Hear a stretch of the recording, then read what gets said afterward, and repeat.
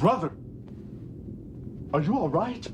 No, I am not all right. I just shared a bottle of Kanar with Damar.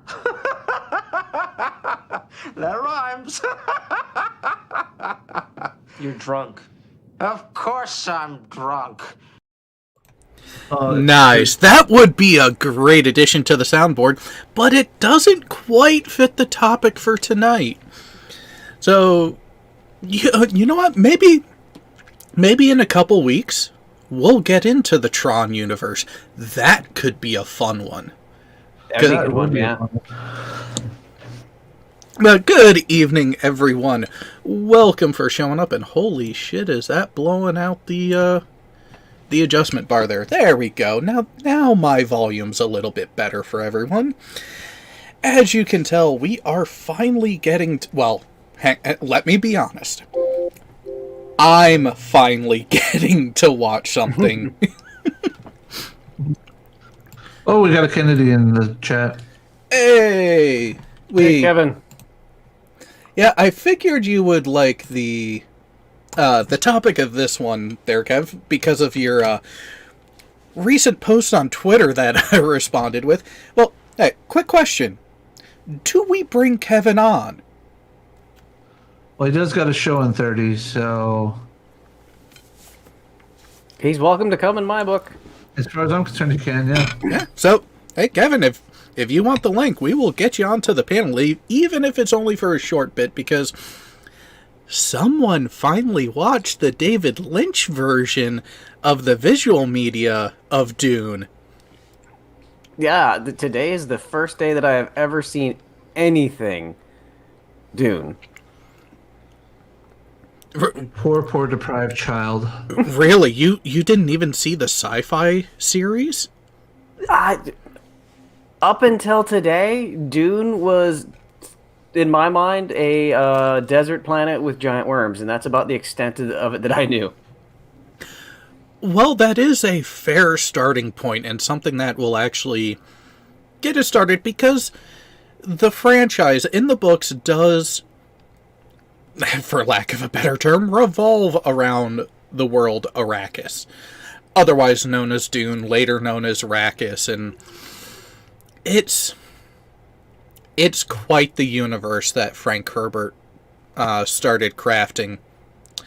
So, you mentioned that it was a big universe there, Furball. It's quite literally the universe that this takes place in.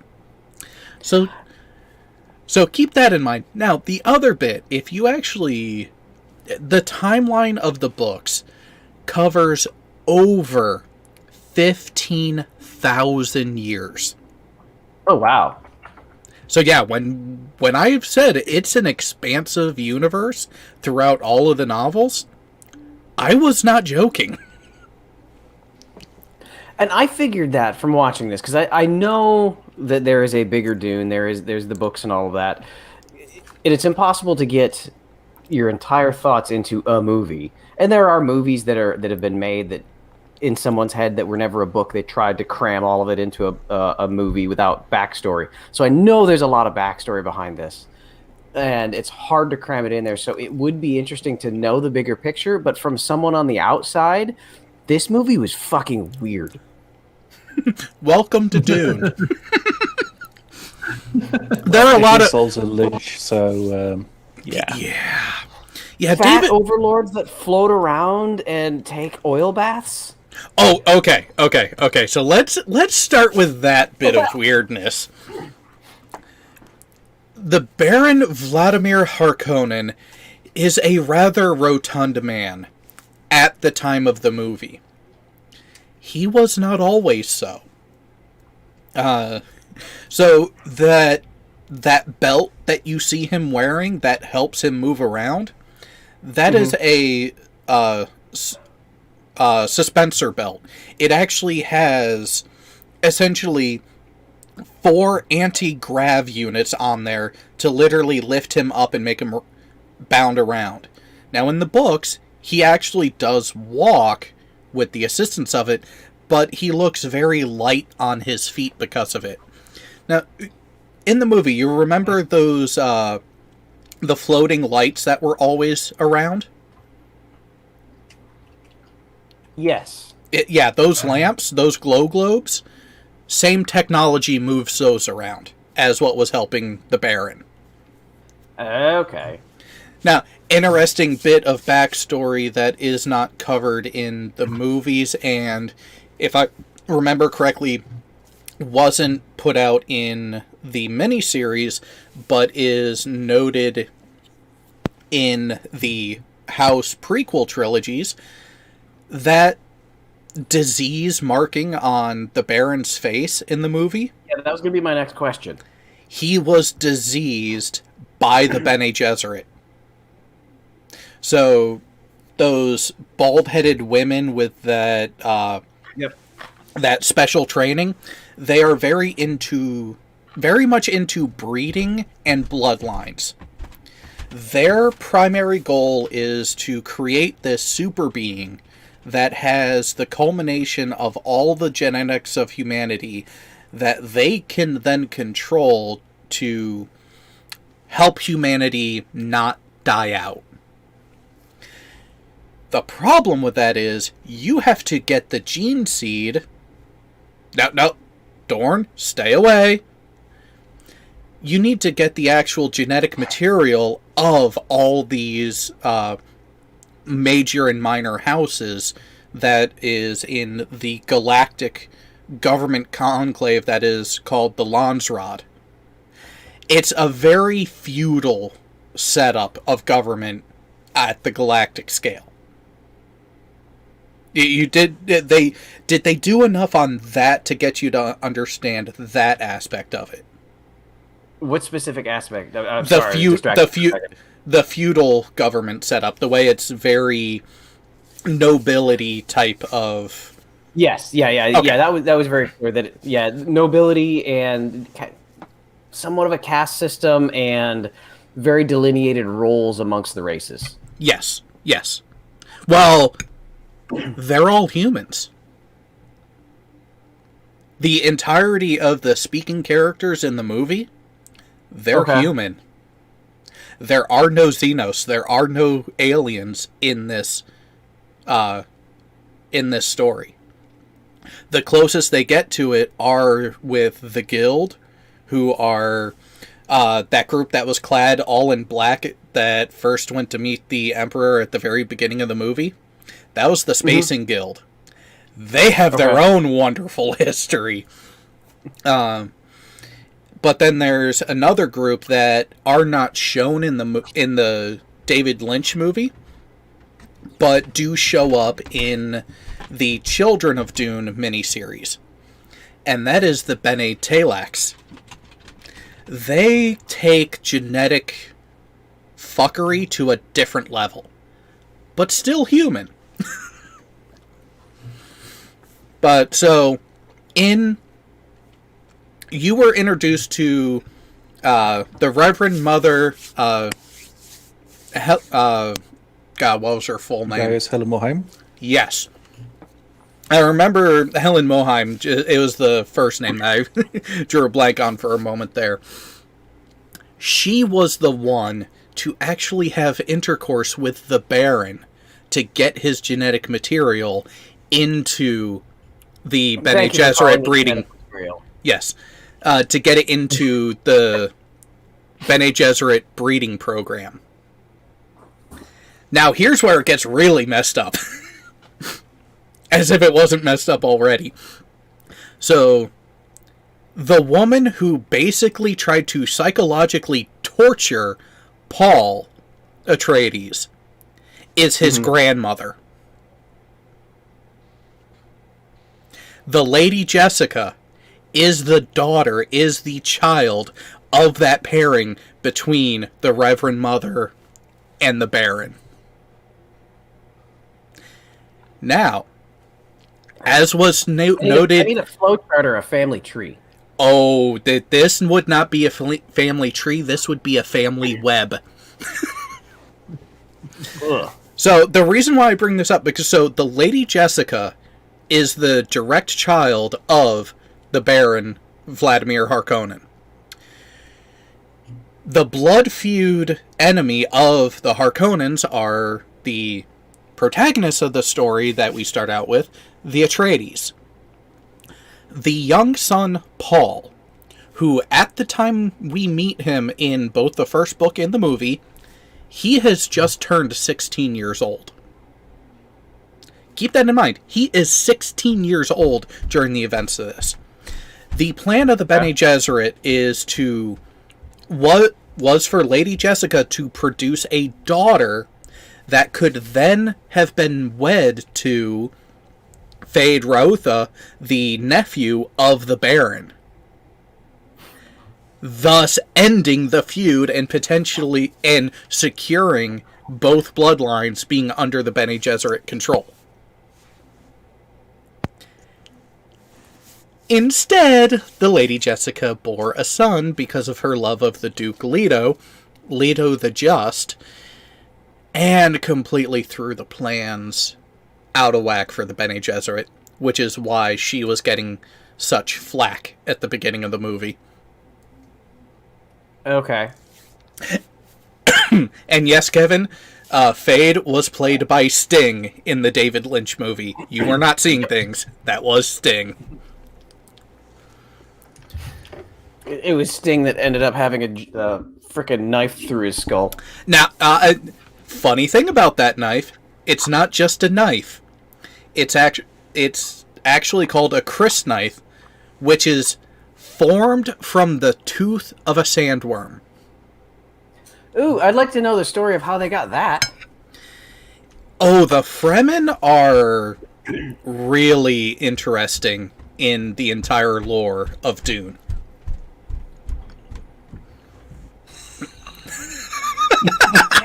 I just saw that too. Hi, Jessica. So, the Fremen. I don't care what anyone else says, I am including the Brian Herbert works because, one, he is the son of the original author, and he and Brian J. Anderson were working directly from the notes that his father wrote for the entire breadth of the series that included the history of how each faction came to be. So the Fremen were essentially Zensunni religious acolytes who went on a pilgrimage and got stuck on Dune. And they saw it as that was their trial by fire from God to prepare them for the ultimate holy war that was coming in the future. They didn't know when, but they knew they were going to be pivotal for it. And they viewed their time on Arrakis as their preparation for what was to come. And in that, there was a particular Fremen who had learned how to hitch a ride on the old man of the desert. Which, now that we are at this bit, before we go further in talking about the sandworms, the Fremen, and more of the crux of what's actually shown in the movie, we must first prepare ourselves. Bless the Maker and all his water. Bless the coming and going of him. May his passing cleanse the world. May he keep the world for his people. Shai-Hulud. Yes, actual prayers that were written by Herbert for the Fremen, included in the book, that they kept in the movie. Good job. Good job, David Lynch. So, Jared? Yep. Am I right in agreeing, or am I right in telling Mariah that she says that now, just wait? Because she said, at least after this, I won't be lost reading the books. We don't have enough time for that. This is just going into a bit of overview. So, we've touched on why the Baron is the way he is. He was poisoned by the Bene Gesserit because he is a sick, sadistic fuck. Which, there is an extended scene that made it into the television version of the 1984 version of Dune that we watched on the server last night. Myself and a couple random people. Did you get a particular scene? Well, wait. Did you see what the Baron did after the bath that he took when you first were introduced to him? Furball. Oh, yeah. He walks over and it looked like he unplugged a port on some dude that caused him to bleed out. Yep. Oh. The heart plug was actually a new addition for the movie by Lynch. That was not in the books. In the books, what you don't get to see is the Baron quite literally murder fucks the child. Which, that's another thing. It was a child. Oh, yeah. From the looks of it, you would not have specifically known that from watching the movie. Yeah. Young, but not child. Yes, in the book, he was like 10, 11 years old. So... That isn't really even the worst part of the book either. No, it's not. Yeah, and people who have enjoyed the brutality that is A Song of Ice and Fire, give Dune a read. It has its own brutality to it. Yeah, so Kevin says that the Baron is like cruelty incarnate. Basically, yes. Now, what gets really trippy is in the history leading up to and during the Butler and Jihad, the Harkonnens were the good guys. I was then. This is now. Yeah, and it goes to the origin of the feud between the Harkonnens and the Atreides. We didn't get this in the initial books, but it came out later on. The initial paternal figure of the House Atreides, the actual founder of the house, Vorian Atreides, betrayed the grandson of his friend who was a Harkonnen at the end of the Jihad, which is what started the feud.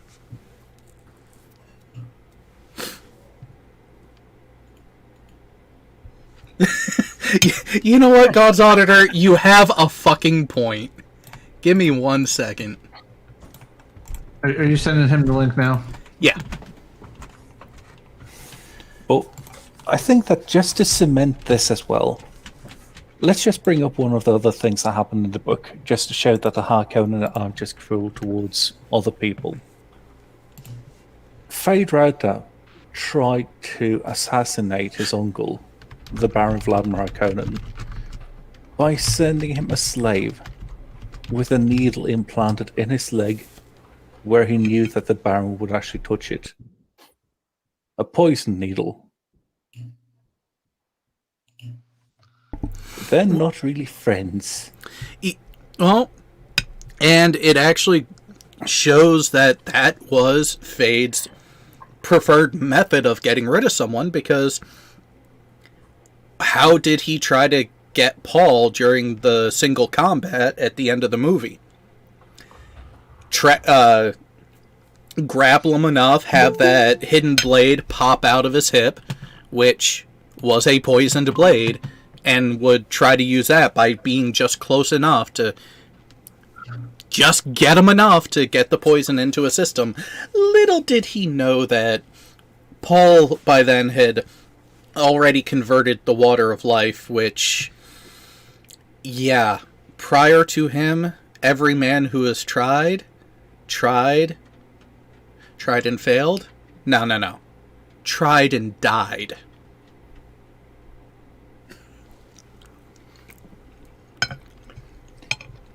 Yeah, and we can also see a precursor to that in the book with him fighting an Atreides soldier in the arena.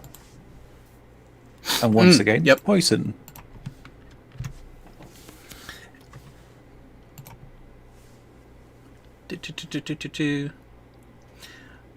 Oh, okay. We will talk about that at some point later, Jay. I figured we would, but I just thought you'd like to see that. Yeah, Especially that.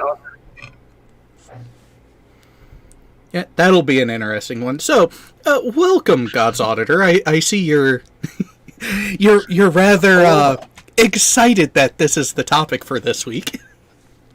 I fucking love Dune. I started reading them when I was like 10 and kept going. I'm probably one of the few people who's made it through most of the Brian Anderson ones or Brian Herbert ones. At least the houses, the Butlerian Jihad, and then when he finished off the entire series. Yeah, I've gotten through those and a couple of the intervening pieces that he has added in as well. A couple to try to. They started filling the gaps between the different books. The Paul of Dune actually covers the gap, well, a good chunk of the gap between Dune and Dune Messiah. So you don't. That's what started introducing how Paul's term as Emperor of the Known Universe actually came to be and was quite roughly implemented. Well, I'm actually thinking about reading that one because you go from Dune, where he ends up as, ruler of the known universe, and then Dune Messiah, there's a big section in the beginning where he's talking about how Hitler was considered a terrible person for killing so many people, but he's killed way more people than Hitler. And it goes from I rule the universe to I have killed a shitload of people, and I kind of want to see that. And welcome, Glass Monster. Well, it's different to be on this screen. Yeah, this is the nerding out one. This is, in my opinion, the more fun one. It's an awesome movie. I got it on DVD. Yeah, but all right. So now that we've kind of go for it. I was saying later to Dead Kennedy's got to go up on the iNetwork. Right, we may still be going because it's just that large of a topic here. We got a lot of ground to cover. Oh yeah. I'll just sit over here in the corner going, what? Okay, so at what most point? Pertinent burning question. What is your most pertinent burning question? Yes. We'll start there. It might be, skewed because it is poor 80 CGI. What's up with the giant face things that had vaginas for mouths? Navigators. Oh, the navigators. They quite literally live immersed by the spice melange. They breathe it. They breathe it. They eat it. Yeah. They are human by DNA, but they don't look human because they've been so infused with the spice, and they view things from a purely cosmological and mathematical mindset. So were they like vomiting directions? That was a weird way of David Lynch trying to talk about how they were seeing through time and shit. It's ultimately, there's like the way the navigators work is they're literally just navigators. They're plugged into the Highliner, and then there's a whole separate like fold space warp function to it. They just give it the ability to not crash into asteroids when it rematerializes, or ships, or stars, or pretty much anything. Yeah. Yeah, actually, this might be a little more pertinent to explain what they are. Did you notice how there's no computers in that entire thing? Well, very few, very dumb computers, like information tablets only. Yeah. artificial intelligence is illegal, like wildly illegal. Oh, So okay. The first, so they have to pump the navigators full of a shitload of spice so they can do the calculations and foresight necessary to actually cause hyperspace or fold space, they call it, but to actually cause interstellar travel to, not kill you a quarter of the time. so the people are familiar with the Christian 10 Commandments. The first commandment of the Orange Catholic Bible is, "Thou shalt not make machinery in the image of man." Or in the likeness of a human mind. Yeah, Yeah, I was gonna say, is that like body or mind? mind. Mind.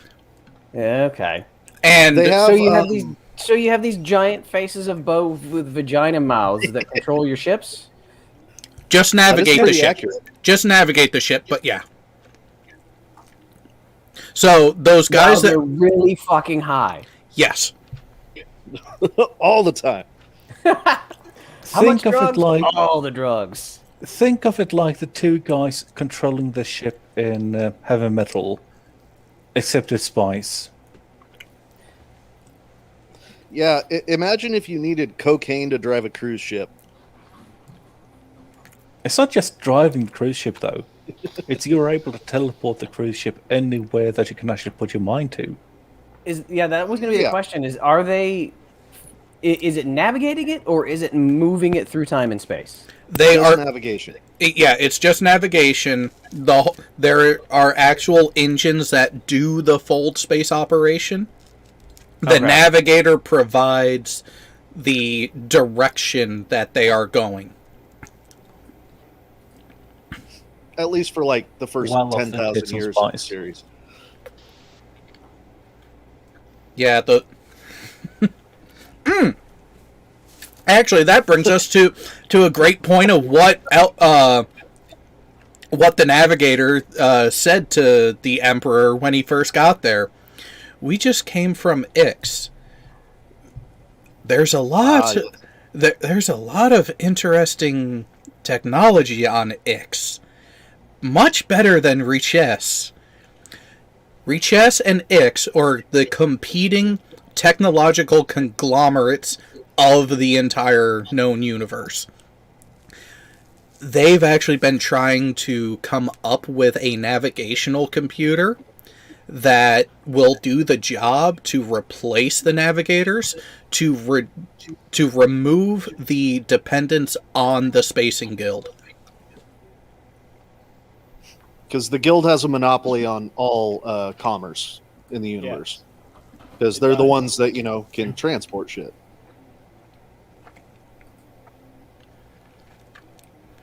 And Another... go ahead.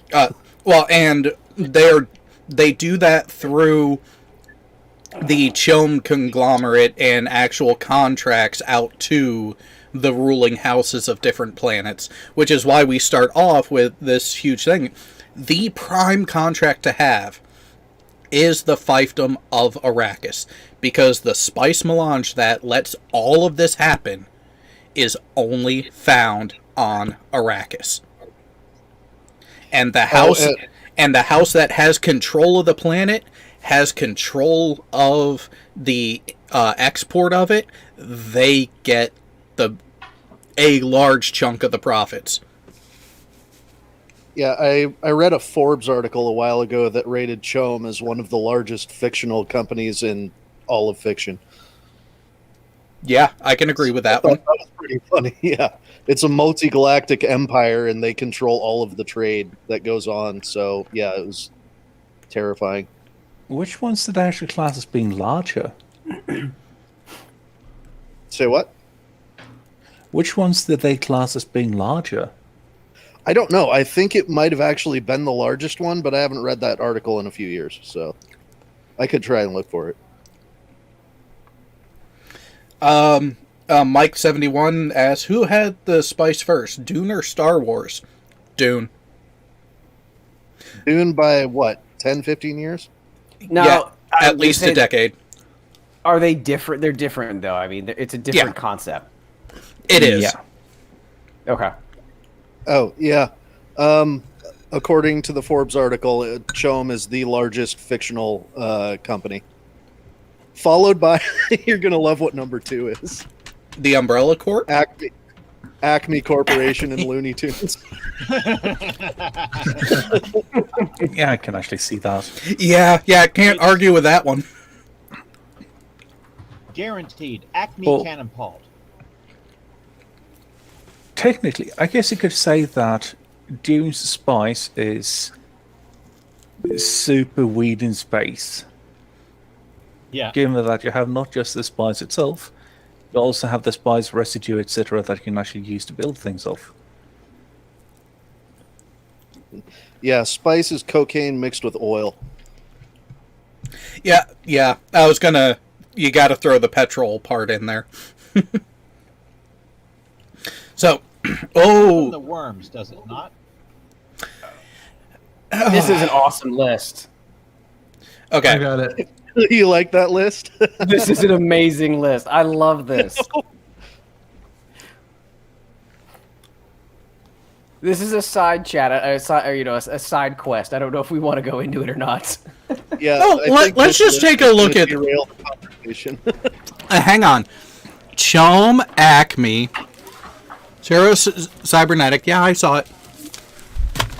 And Mob Corp. oh, gee. Mom Corp. Rich Industries from Richie Rich. Soylent.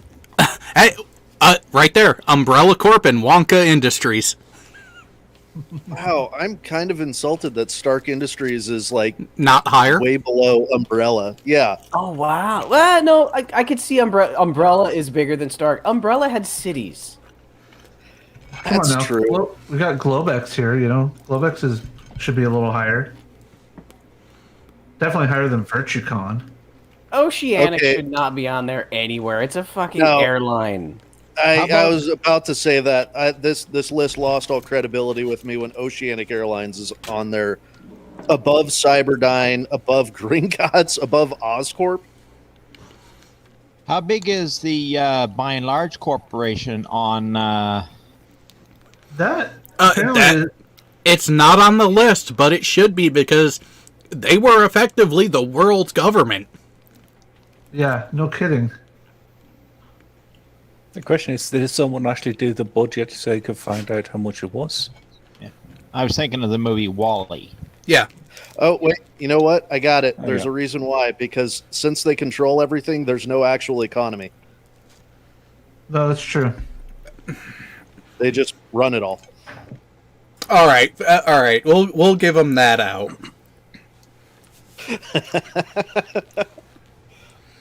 Anyways, but yeah, so the only reason I shared this was because Chom is gigantic. So, well, what other questions came to mind there, Furball, that stick out to you? So I would not have come to the conclusion that all speaking races were human. When you say that, does that mean that they all at one point originated from the same planet? Yes. Correct. Yes, at this point in the timeline that you are being introduced to the Dune lore, Earth is a nuclear wasteland. So when we say human, do we mean actual human Earth? Yes. Okay, so this is our future. The only sentient species in this universe is they came from old Terra. Okay, so this is not a long time ago in a galaxy far, far away type thing. Correct. No. Okay. No, this is you're about seeing the result of 8,000 the years. Neanderthal. Yeah, this is about 8,000 years in the future. Okay. Well, that, Jared. Further than that, We're at it two. starts in It starts in 10,191 1091 AG after the guild. after Guild. So Oh yeah, yeah, and like 1 AG is like 24,000 years in the future. So Dune takes place in like 30,000. It's on par with like It's the 40K. universe. Yeah, it's nice. Wow. 40K. I'm not sure how nice it really is, though. Compared That's to fair. 40K? There aren't any Tyranids. Yet. Well, You know, well, that could be you a know, Galaxy creation. you know what? We'll get to that a little bit later. So what other questions were coming to mind there, Furball? Because the entire time, your only comment to me was, what the fuck? Yeah. Yeah. So the Harkonnen. Almost got a little confusing who was who. I almost thought that they were a cloned species because everybody was a redhead. No, they're just all. They're all just one big happy family. Okay. Yeah, that is a good way to put it. It's Space Hillbillies is not the right word at all, but it kind of meets the definition. It's Okay. close enough. Yeah. So the Harkonnens are an inbred species. Do they primarily reside then on Arrakis? No. No. So none of the houses of the Landsrod come from Arrakis. Arrakis is entirely a think of it as communal property that, as the Emperor mandates, the contract for administration of the planet changes between major houses. And where we're being introduced to it is a forced transfer of administration away from the Harkonnens and given to their mortal blood enemies, the Atreides. The Emperor doing this knowing the feud that's there between them, and he is doing it while also supporting the Harkonnens because he is threatened by the Duke Atreides, and he wants to wipe them out. And he is going to use the Harkonnens to make that happen. Oh yeah, a good half of the book is just politics. Well, half of it is That's politics. how you make a book longer. Politics. 49% of it is ecology and economics. And the Yep. last percent is murder. Yeah, like regicide. Somebody made the comparison earlier to Game of Thrones. Is there at least sex in this? Like, Game of Thrones had a lot of boobs. Oh, dude. Oh, Dude. dude, It you need to gets read the books. So weird. By the time you get to like the fourth or fifth book, like the Ben Gesserit are a fucking sex cult. Oh no! Excuse me. Those aren't the Bene Gesserit. They're Madres. Yes. They're a little splinter group. But it doesn't matter because they all kind of get absorbed back into the same thing, and it's a giant fucking sex cult again. Yes. Yeah, it gets. Yeah, It get. Oh, it's not just weird. It is 70s weird, and that's what's lovely about it. it's also 70s weird after Frank's wife died, so he's really horny while he's writing this. That makes a lot more sense. I think it is anyway. I'd have to go look, but okay, so my mom basically forced me to read the first one, and I took off from there and read the rest of them. Thanks, Mom. But I remember her mentioning that, and so I just kind of took it as gospel. I never actually checked up on it, but it would make sense when you actually read the books that at one point he makes a serious turn, like into just weird, crazy sex shit.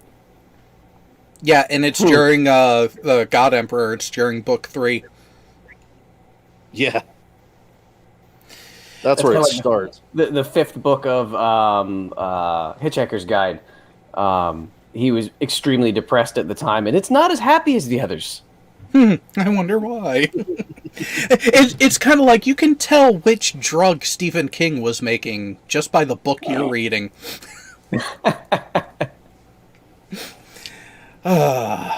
What does the combination of LSD, cocaine, and amphetamines do to you? Oh yeah, The Stand.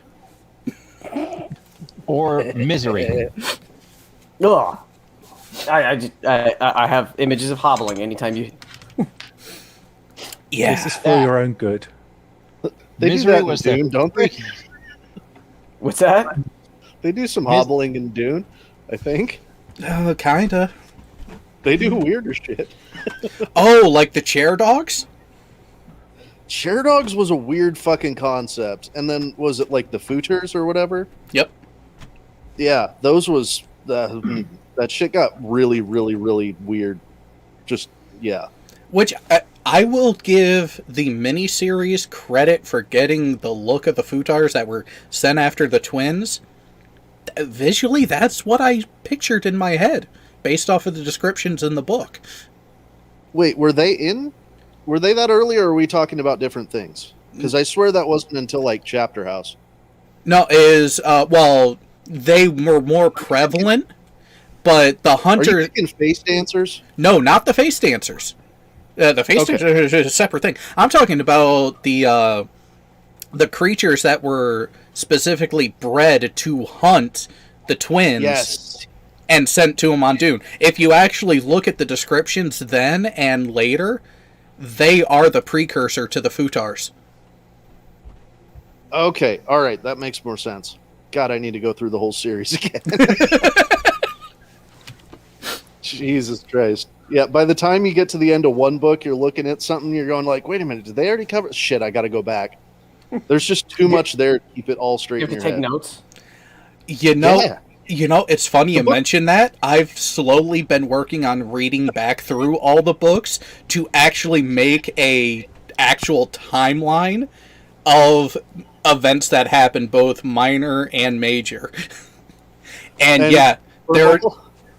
To your point, the Dune book has a glossary. Damn. Yeah, It needs it. not even kidding. There's a glossary in the back. Yeah, that's not a common thing in fiction stories. But that's Yeah, how. you don't need to go into it with a bunch of fucking knowledge already, but this one you kind of do. But that's actually also how in depth Frank went when he was just crafting the framework for the story and the universe it was going to take place in. And he is all about things coming back around to bite you in the ass, which is why I was not as pissed off as other people were at who the ultimate enemy of the book series was. Oh yeah, it's a giant loop. Well, yeah, major loop, and actually very well done too. Like, yeah, I mean, I wish Brian was as good at writing. Like it's the other books are not bad science fiction. They're just not good Dune, because Frank had a lot of finesse that Brian doesn't. But goddamn, like I love the way it wrapped it up. That was awesome. Yeah. Oh, especially with the that primary character swap that they did, that Frank even started. That's what. Again, You find out why Duncan is the main character of the entire series, even though he dies like a quarter of the way into the first book. yeah. Death does not stop you in this franchise. Oh yeah, once you get into the sequels, like, yeah, okay, so I don't know if you even remember Duncan Idaho in the movie Furball, because he probably died really early on.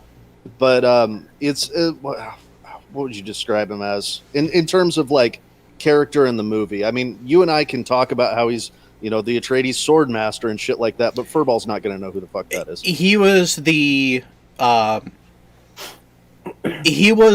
leader of the advance troops that were sent to Arrakis. Okay. So Yeah. and Did he go with Paul? he went before them. He went a couple months before them. Okay. I think he helped Paul and Jessica escaped, and that was where he died, wasn't it? Yes, he was covering their escape, and that's when he ended up getting taken out, and Paul saw it happen. Yeah, that guy, if there's any reference there. Anyway, that guy is in every single book. Even though he's dead. Well, Gotta love sci-fi. Well, okay, so we mentioned the Bene Talax, and no one outside of their enclave has ever seen a female of their group. The reason why is because their females aren't conscious?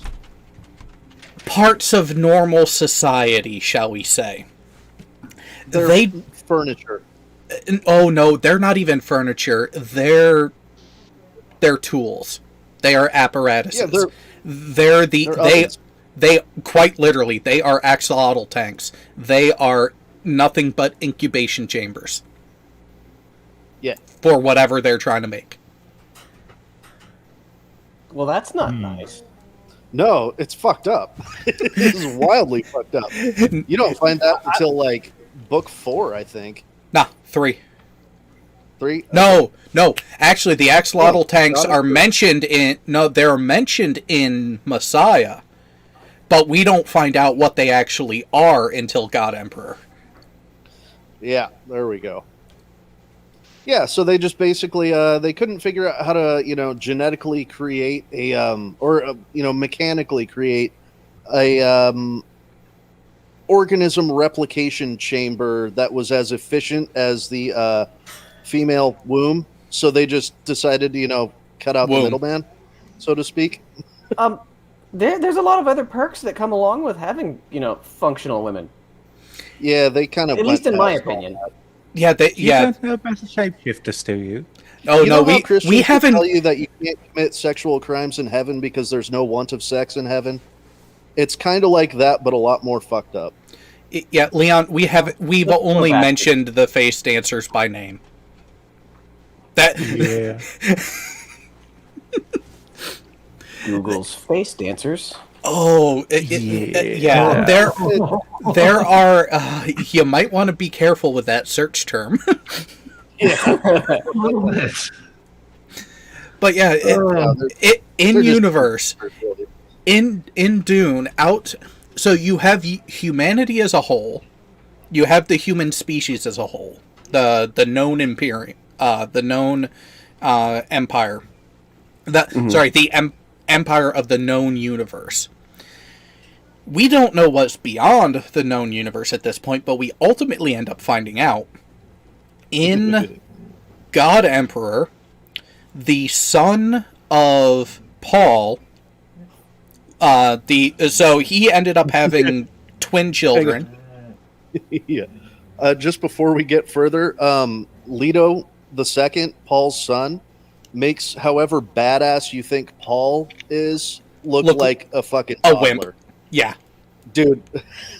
Yeah. Leto II is a fucking badass monster, literal God Emperor. So, yeah. But continue. You might also want to mention how much later this actually is. Oh, we're getting there because the God Emperor. So the God Emperor, Leto II, lives for a few thousand years. Yeah, and he's not exactly man when we see him in the third book. Because in the the third book, it's in the God. Yeah, you're right. It's in the God Emperor book because in the second book, in Children of Dune, all he has done at that point. The third book. Oh yeah, Messiah. Sorry. Yeah. So in book 4, we see the God Emperor in his glory, but prior to that, so in the intervening centuries, he has transformed. He went from being badass human motherfucker that decided to ditch his still suit in favor of covering himself in the larval version, well, the larval symbiote that helps with the sandworms called the sand trout, and lives for a while with those covering himself, and then he becomes the worm himself, but still with a human face. He basically he kills all of the sandworms, absorbs their larval counterpart into himself, and just keeps accumulating and accumulating. They didn't really get this across in the movie very well, I think, but the sandworms are the source of the spice. Yes. It's kind of like worm amniotic fluid, sort of like a result of their breeding cycle. Okay. So Leto, he kills all the sandworms, absorbs what's left into himself, and destroys all spice production. And he is literally like the only possible source of spice. He can produce a little bit, but he really doesn't. Because he doesn't want to. So basically, like the queen worm making slurm. Yes, except he has decided to use his place as the queen worm to control the entire universe's economy. And the way humanity travels. And yeah. He there was a point where I think it was in Children of Dune, where Paul comes back as a blind preacher, as talking to his son about what's called the Golden Path, which is the ultimate progress and framework of what humanity needs to do in order to survive and defeat the ultimate enemy. At that point, that's all we know him as. So, I don't know how... I haven't watched the David Lynch one in like 10, 15 years, so I don't remember it very well. But did they get across very well what Paul's powers are? The biggest thing that I got for powers were power of his voice to kill and... Okay, so no. Yeah, No, they missed the presence. His big power, the thing that he gets when he takes the water of life, is that he can see the future. Not just the future. Not just the future. No, so it wasn't just the future. So this actually goes towards the dialogue. Remember, at the end of the movie, Paul turns to the Reverend Mother Mohaim and says, "Look at that place that you dare not look, and you'll see me staring back at you."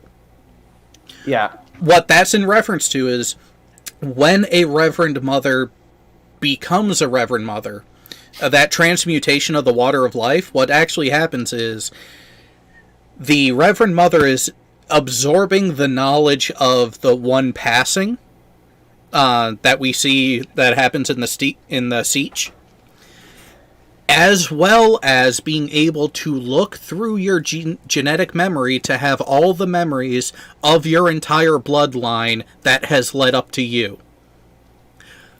No man has ever been able to do that. Paul is the first. He gets all that genetic memory, and he can also have accurate presence in looking towards the future, as well as the now.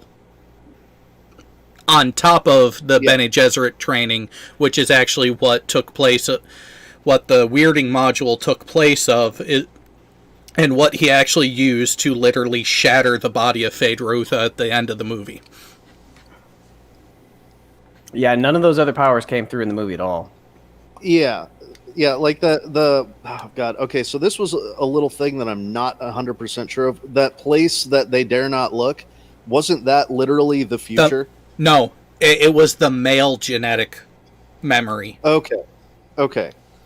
So, because you can get confused when reading this shit, obviously. But I thought it was the fact that like they had the capability, but they couldn't bring themselves to do it. And then once Paul actually became the first male Reverend Mother, he was actually able to see into that place, and that was the same thing as his future sight. I don't know. That was my impression of it. Well, let's think of it this way. What is the chromosome makeup of a human female? XX. XX. What is it for a man? XY. Why? Where can a female in genetic memory never be able to look? Into The Y ma- Fair chromosome. enough. The male side of the history. Okay, that makes more sense. No, but yeah, no. So okay, so where we were going, and the reason I stopped Jared for this is because it was we were saying that he's talking to Leto about the golden path. So Paul can see the future, and as you know, the ruler of the universe, it's his terrible burden to try and set humanity on the correct path because he has the ability to see and he has the means to actually do it. He pusses out. His son has the same powers, and he Leto eventually, does his thing and ends up getting all the same powers as Paul. But Leto actually takes it upon himself and says, "No, fuck this. I'm going to be the asshole, and I'm going to put humanity on the golden path that saves them from complete annihilation by some unknown evil thousands of years in the future, long after I'm dead." So, yeah, Leto actually fucking spends thousands of years carefully crafting a plan while looking like a complete bastard.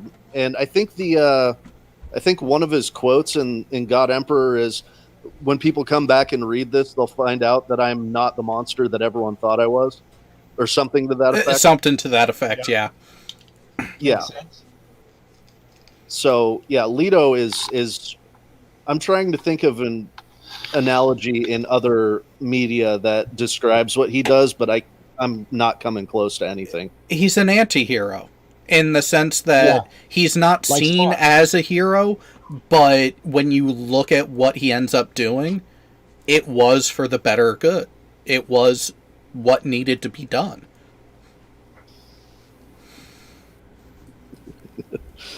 Oh god, this entire thing is me and Jared geeking out on this shit. We kind of need to go back and look at one more thing, though, that allowed Paul to become the Kwisatz Haderach.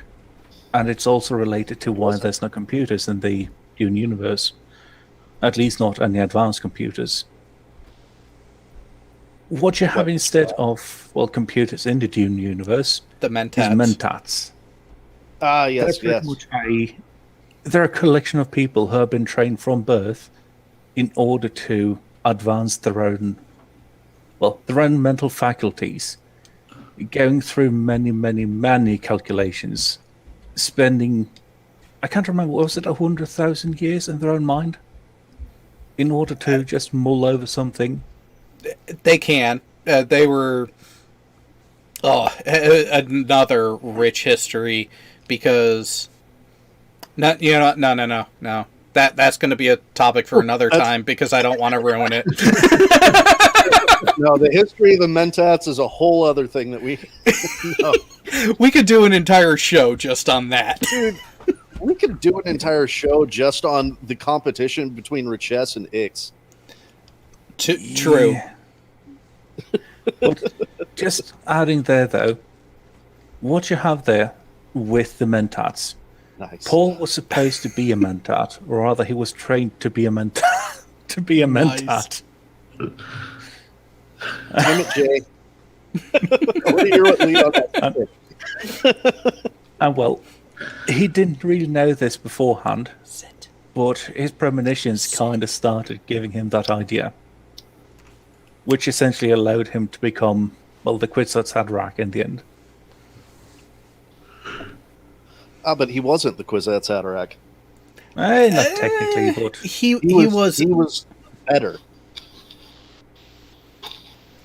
Yeah, that's one way to look at it. So, any other pressing questions so far, Furball, before we interrupt all this with the actual live review? Well, live review for me of the trailer of the movie that's due out later this year. Why did the face of Bo want Paul dead? Because he knew that ultimately it was going to be the end of Spice production, if not immediately in the in their foreseeable future, which they quite literally need the spice to survive. Yeah. The navigators also have like a little. They have a limited foresight, but not nearly to the extent that Paul and Leto have. They can kind of it's part of the navigational thing. They can see marginally into the future, and so they had like bad ideas about Paul. Like they were all, they couldn't really see around the corner, but they kind of felt like Paul was around the corner. So Okay. yeah. Other than that, pure politics. Yeah. Are they sentient? The navigators? Oh, yeah. Yeah. They're more Of course they sentient than you or I are. Yeah, like way more. There wasn't a lot of interaction with them, so it's not that they didn't come off as sentient, but they didn't come off as a All large there? presence. Oh, no. Think about it like Dr. Manhattan. They're operating on his level. Actually, that is a good parallel for those who are familiar with The Watchmen. Yeah, awesome movie too.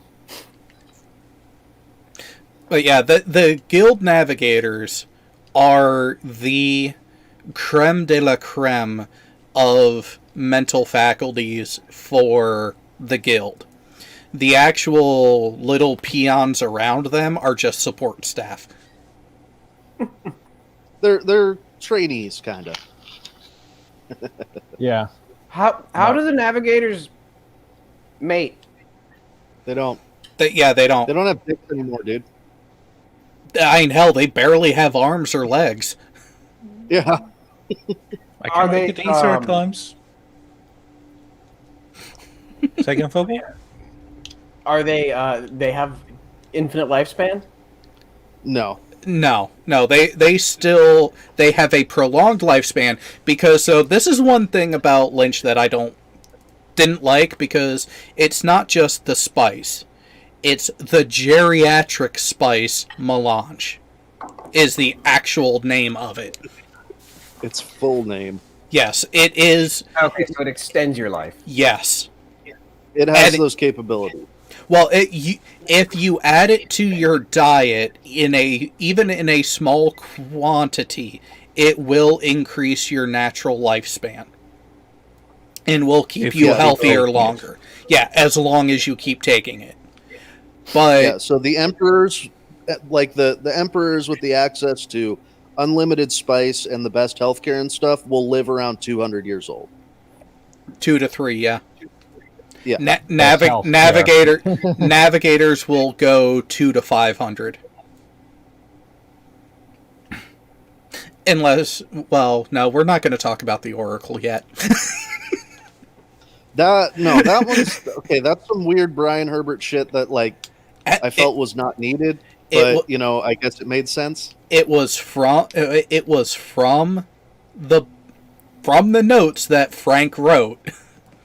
Yeah, I feel like Frank had a lot more ideas on that one, and that just didn't end up happening. Yeah.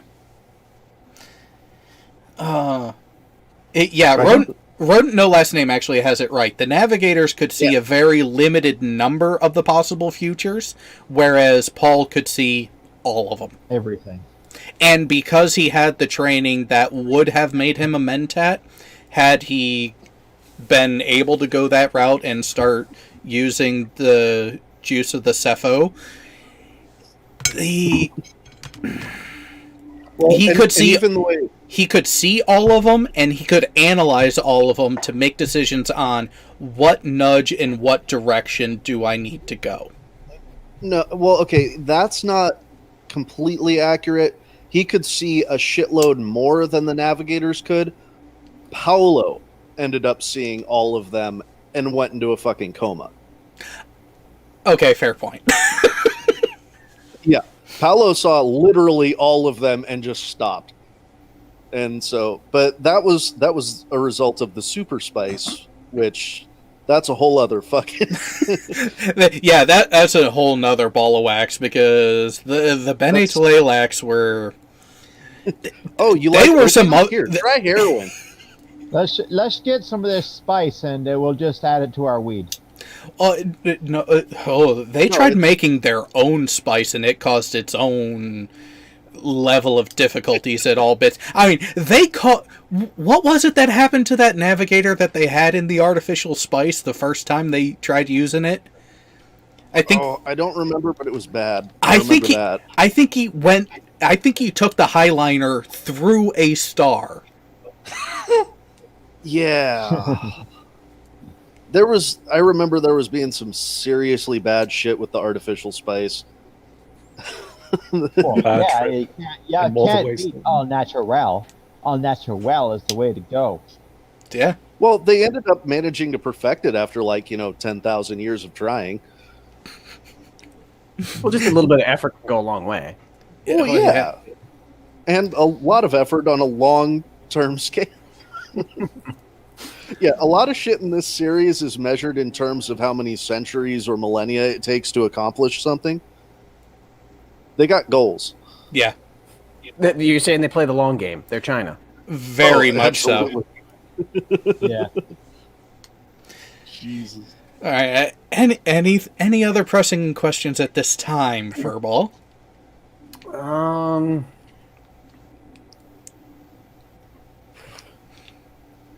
Not at the moment. Is that planet flat? Or is it a globe?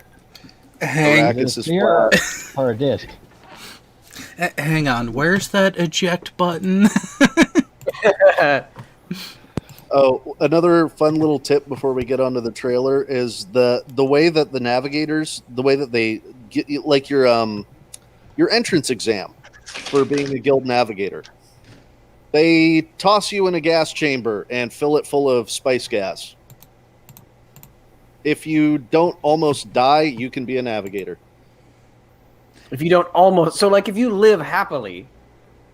Oh, if you live happily, you fucking love it. Oh, you're in. You've got all the spice you're in. You've got all the spice you could ever want, and you can finally actually think. Well, and not to mention, you actually have to do the mathematical aptitude test to even be considered before that. Yep. But if you're at that point, it's genetics, it's genetics, because if you go in there and you start coughing and you can't stand breathing in all the spice gas, you're never going to make it as a navigator. But if you like it, then you're a navigator. There's no going back. So if you're cool rolling around in a mountain of cocaine... Yeah. Yeah, basically. I mean, if you can, Scarface yourself in a pile of cocaine and come out just fine, you can be a navigator. But if you, start ODing, then they're like, nah, you can't. You can't hack it, dude. Go lay down. You can't take the good stuff, man. All right. Well, since we already have we know the audio works, let me go ahead and... No, there it is. Present now. Come on. There we go. We're going to select a window. Seeing it. You guys will be seeing a black screen momentarily. There we go. All right. Now, the following presentation of the official trailer of Dune 2021 version from the Warner Brothers Picture Movie Studios is being shown entirely for criticism and reaction purposes and is in no way an endorsement or opinion of the Warner Brothers Motion Picture Company or any of its affiliates, therefore within. I think we got the legal stuff out of the way, so let's press Nicely play. done. Mm-hmm. Just get back a bit until we see the castle. Oh. That view there? Yes. Because this is something where, just looking at it from the point of view of the books, Caladan, as I recall, was mentioned being not a really happy place, but was a place bustling with people. It was a place where they weren't too far off from the actual people themselves. Yeah, and this just feels like a bit more isolated. But yeah, so I agree with God's Auditor. Let's go ahead and watch the rest of it, and then we'll come back to these. Oh, yes. Okay.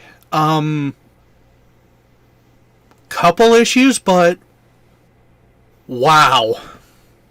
Hell yeah. Whatever issues I or you have with it is completely dwarfed by the entire rest of it, and that's my opinion. The DVD will be in my collection. Yeah,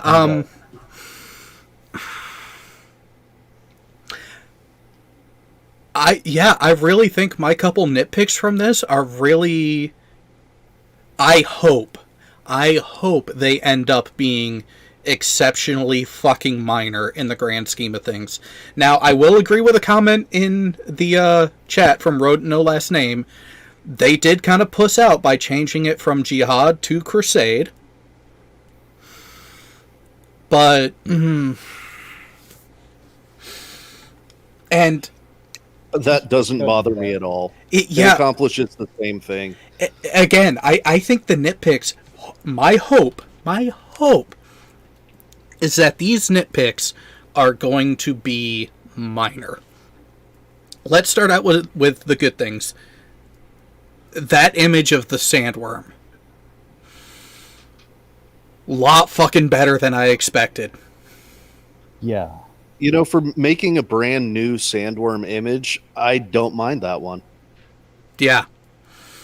The use of Dark Side of the Moon, even as a cover, fucking phenomenal. Yeah, I know. I love the music, that song, the way they had it playing. It was perfect for that. If they'll work it into the movies, will be interesting. No.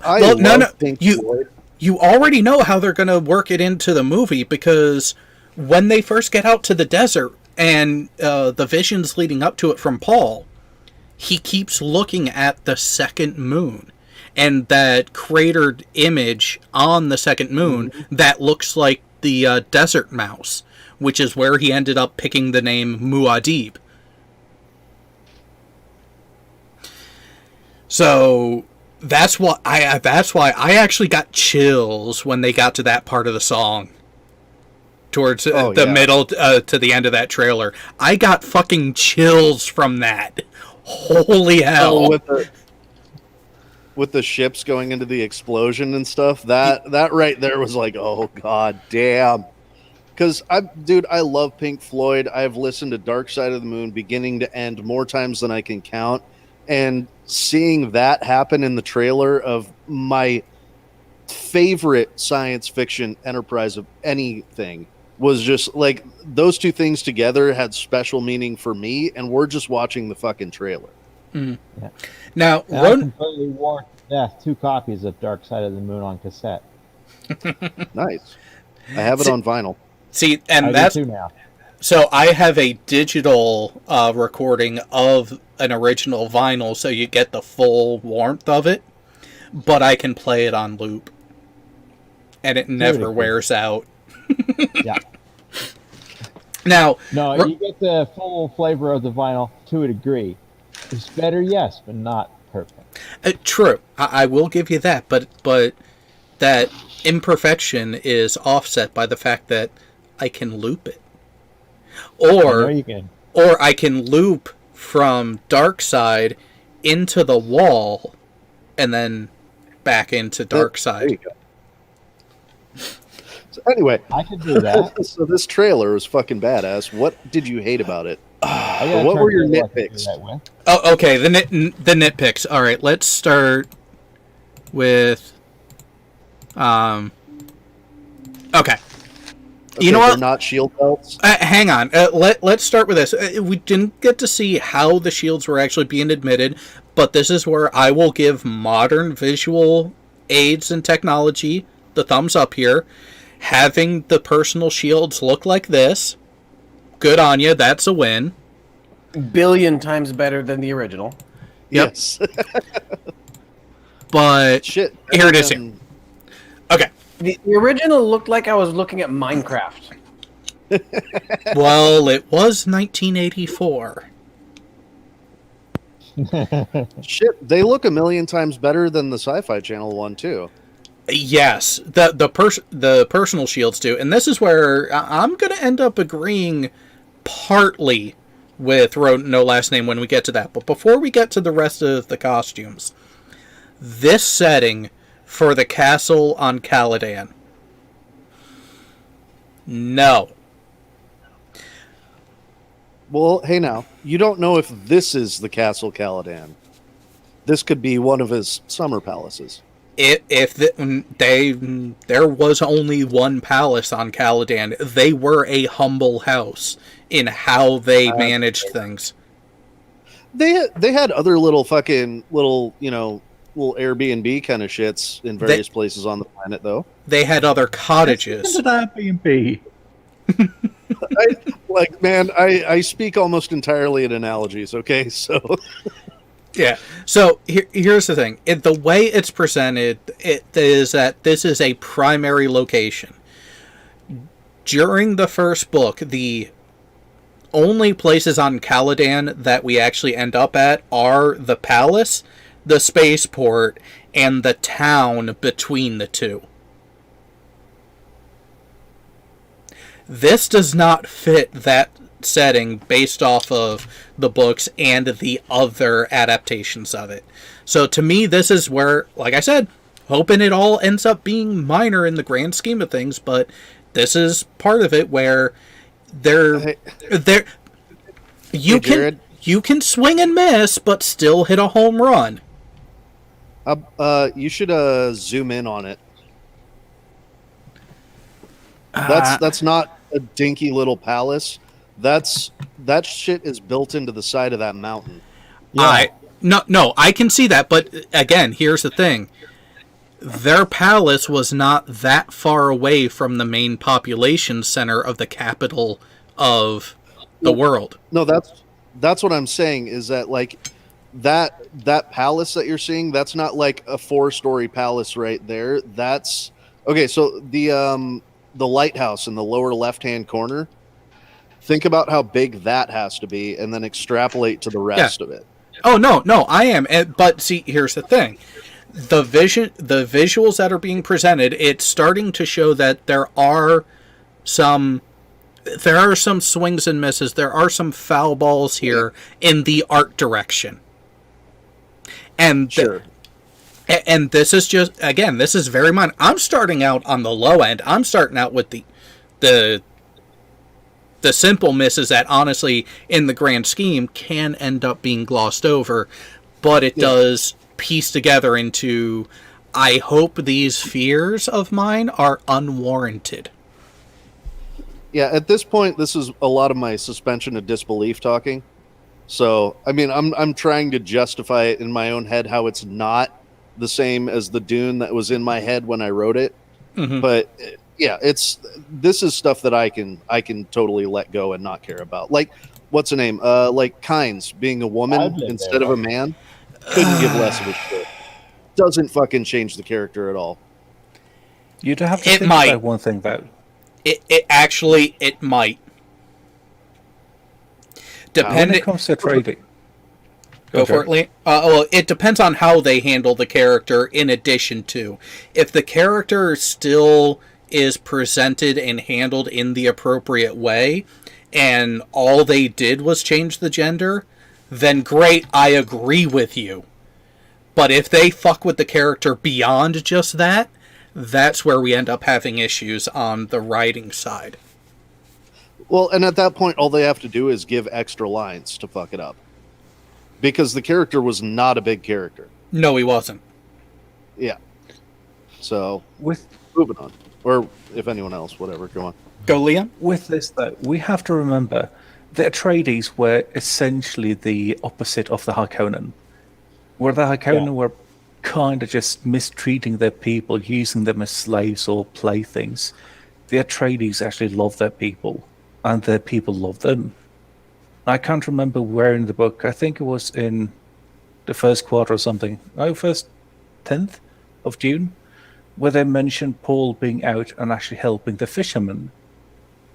Or was that in House Atreides?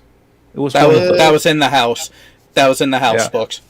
Well, because it's either way, that it speaks to your point that because the entire reason why all the political unrest is happening is because between Harkonnen and Atreides, Harkonnens rule through fear and oppression, and Atreides rule through love and compassion. And that's why the Emperor wants to get rid of them, because the Duke is becoming more popular among the common folk than the Emperor is. Yeah, and with that, the way that they portrayed it, with how their traders were so close to their people, how their traders could walk safely among their people because they knew that the people loved them. Because when shit actually came, or when push came to shove, they knew that the Duke, that his son, that Lady Jessica, they were standing there right next to them. It wasn't just something where they were going to be sacrificed for the sake of the house. That's why their trader soldiers were so loyal as well. And I feel like in doing this and just isolating them like this, making it all grey, it feels more like they're trying to push them away from the rest of the people. They make them seem more distant than they are in the book. Again, this is just the trailer, and this is where, again, I hope that this thought of how it's going to be portrayed is not the case. It's also a question of how much time are they going to spend on Caladan to cement that is the style of the Atreides. Now, towards the costumes and that side of the art direction, Rodent No Last Name doesn't like them. So far, on the initial bits like this, the standard garb, I don't have a problem with it. The garb I have a problem with was something that I actually saw in an image that was released before watching this a while back. There we go. Fucking armor. Okay, so my suspension of disbelief justification for this is that it's ceremonial armor. He's making his grand entrance onto his brand new planet in front of all of his troops. He's wearing his Class A's. It's angled towards his head.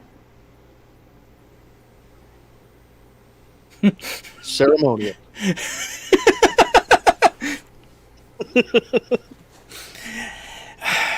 It's one of those...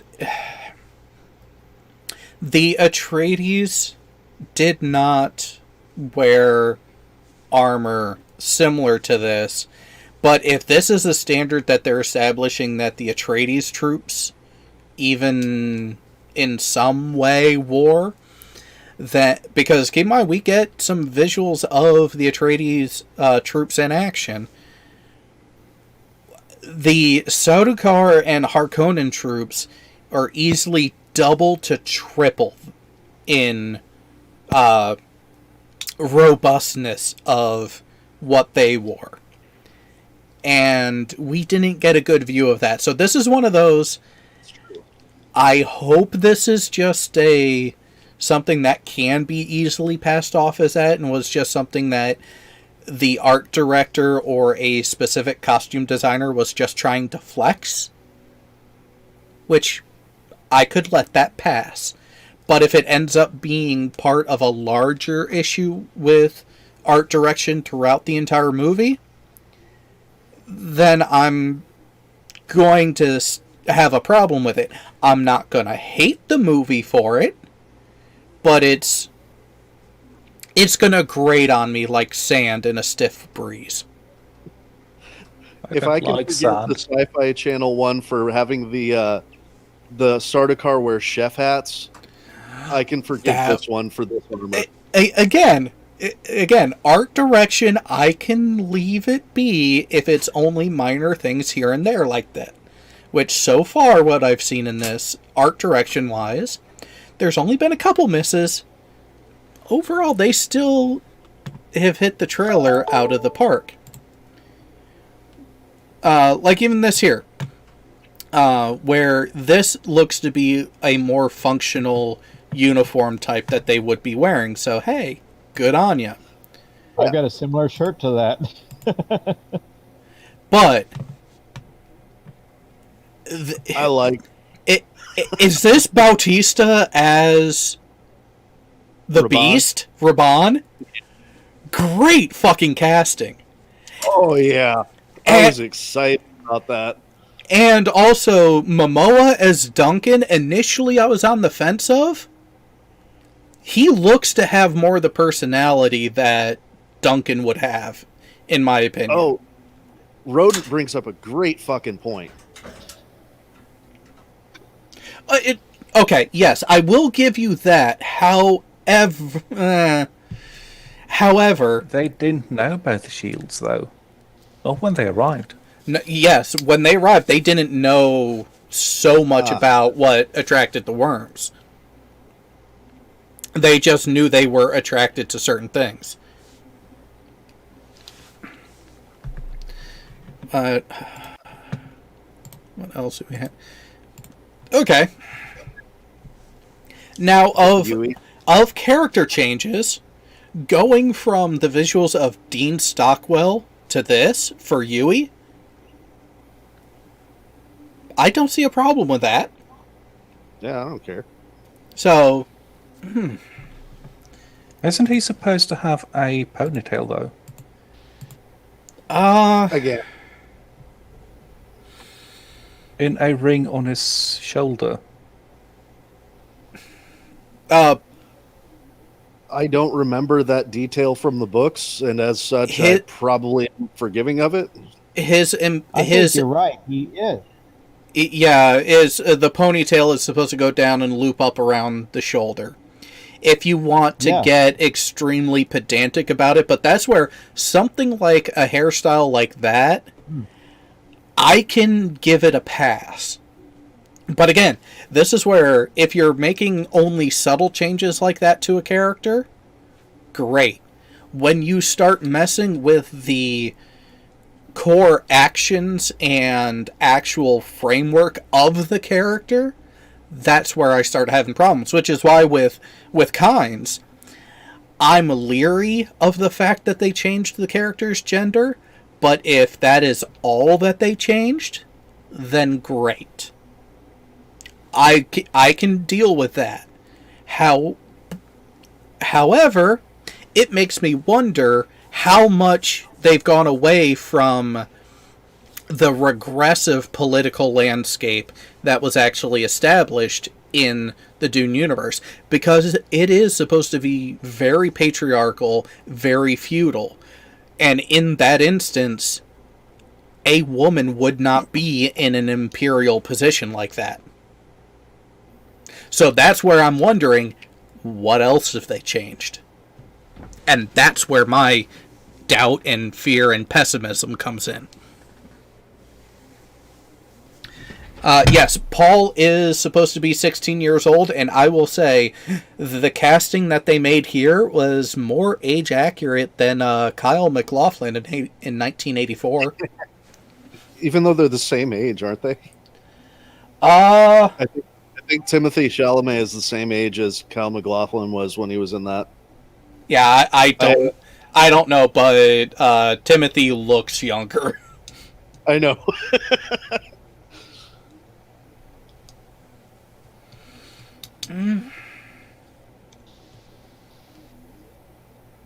But they didn't forget the diamond on his forehead, so that's nice.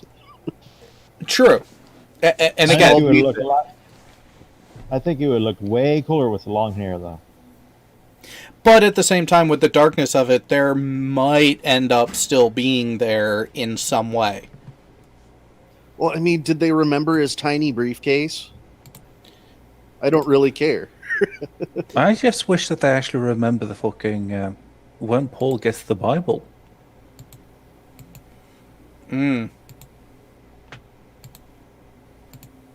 Because that's something that actually builds the character of Yui and shows part of what he is without actually giving too much away.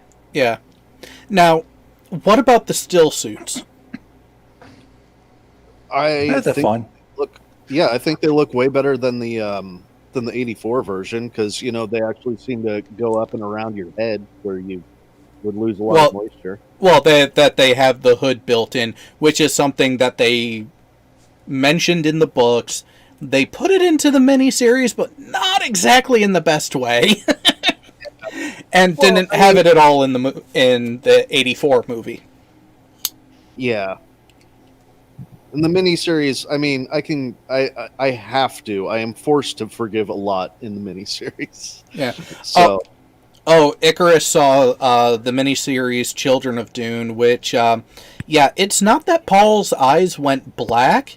His eyes melted out of his skull because a stone burner was set off in close proximity to him. And while he paid for and had everyone else who was similarly affected around him given eyes from the Bene Talax as metal eyes. Yeah, the metal eyes, the artificial eyes.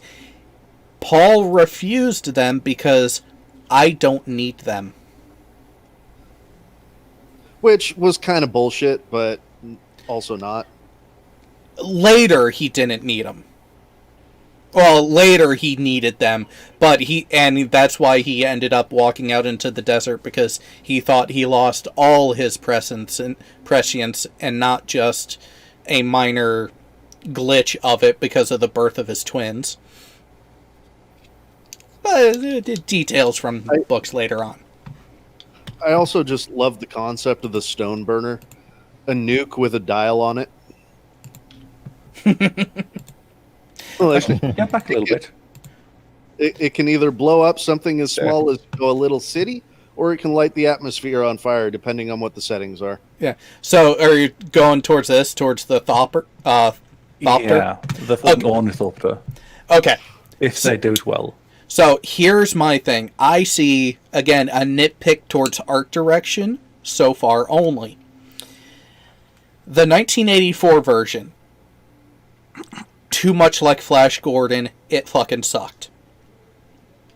Of the visuals that the 1984 version got right, the Thopter was not one of them. The miniseries, when you're looking at just the Thopter, I take the miniseries version over the David Lynch version. Okay, I mean, between a pile of shit and a puddle of vomit, yeah, I'll take the vomit. Yeah, well, it's flies, dude. I couldn't excuse the fact that they looked like flies. But it looked closer to how it was described in the book. Yes, I will agree with that. Yes, and that is still closer to the way it's described in the book than this. So, again, minor nitpick doesn't mean I'm not going to enjoy the movie any less. It'd still be a cool vessel to build out of Lego. Oh yeah, there's going to be Lego sets for this. Really? Oh, dear. Well, yeah. Well, I mean, one would hope. My There's wife already- is building the Upside Down from Stranger Things. They already have Todd McFarlane toys for this. I built the Upside Down the day after it came out. It's rickety as hell, isn't it? Yes. You look at it and it'll fall apart. Yeah. Just one thing though, with the still suits, will they mention the shit pouch? I feel like they're going to go over it. They're probably going to go over it as quickly as they did in the David Lynch version, which honestly, that's fine.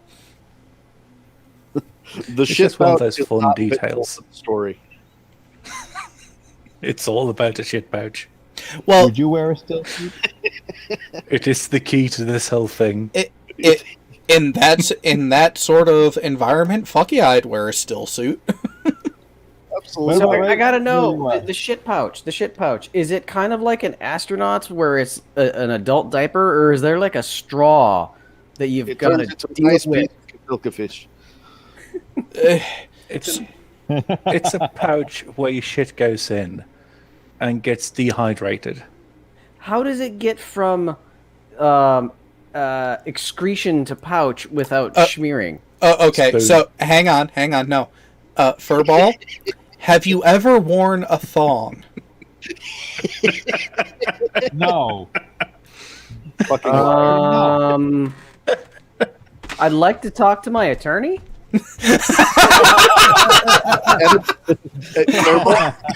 Furball, in this case, That's a edible yes. qualifies. Edible qualifies. Does it have to have been my thong? No. Solid maybe? No. Anything other than We're absolute going to no, revisit this yes. later. Oh, yes, we are. Oh, wow. Somebody in Knows YouTube that land Jay's clip on this. here just waiting for the flag comment.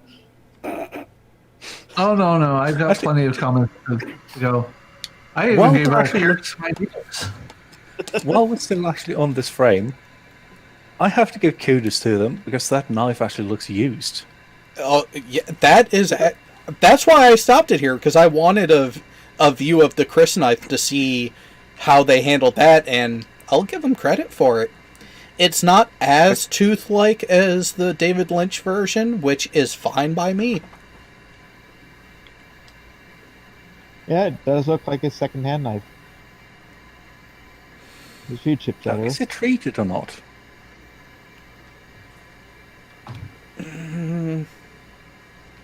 Maybe? Also, for Furball here, when we mentioned treated, the Shai-Hulud's teeth, when they come out, can only stay for so long until they start breaking down. The Fremen treat them to make sure that the knife actually lasts way longer.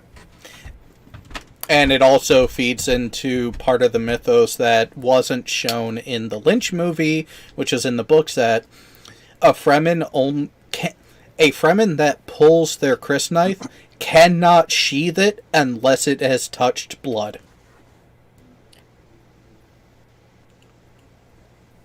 Is that kind of like the wielder of the Darksaber can only have it if they have vanquished the previous wielder? Yes. Yeah, if someone pulls their Chris knife on you, it has to find a blood before it can be put away. That is the Fremen tradition, and holy hell are they fundamentalists about their traditions. Well, So look it out. kind of plays into Shattered Mabes as well. Yeah. And that is... Just make sure they're in a room full of flat earthers before they pull their knives. If only we could That's be what so we refer lucky. to as a target-rich audience.